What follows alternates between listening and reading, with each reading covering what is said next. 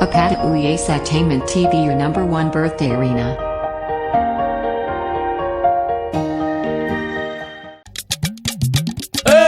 Ọmọ wù mí o. Aya ọba. Ó yá pátápá rẹ̀ wí mo dé. Mo fẹ́ máa kó lóríire ọmọ alálùbáríkà ọmọ rẹ̀ tó níwàre tó ní tẹríba. Ọmọ wù mí, aya ọba.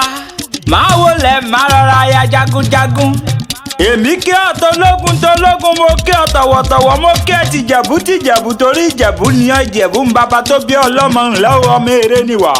Mẹ́fà ní sùjẹ̀bú méjì jíjẹ méjì àìjẹ èjì tó kù ó ní tó fi ń ṣe nílé bàbá tó bí ọlọ́mọ.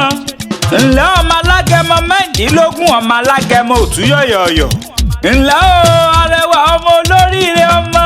Wọ́n ní owó Ìjẹ̀bú owó, ẹ̀rín Ìjẹ̀bú owó, ìnàró Ìjẹ̀bú owó, ìwò Ìjẹ̀bú owó, ìjọ Ìjẹ̀bú owó, ìjókòó Ìjẹ̀bú owó, ìtọ́ Ìjẹ̀bú owó, ìtọ̀ Ìjẹ̀bú owó, kẹ̀lẹ̀bẹ̀ Ìjẹ̀bú owó.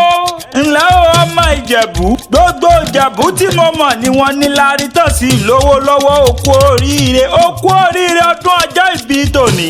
Ọdọọdún báyìí ní sápó orúwé ọdọọdún lérù àwọn ọdọọdún la ó mọ ríyọ tó ọmọ yẹn bá ń da níwájú àbínú ẹni. O ní tẹ́júlẹ̀ mọ́lẹ̀ o ní ṣubú dànù. Happy birthday to you na and I wish you long life and prosperity.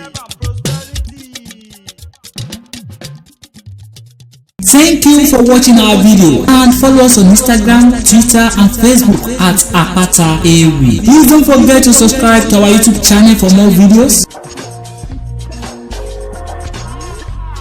We love you.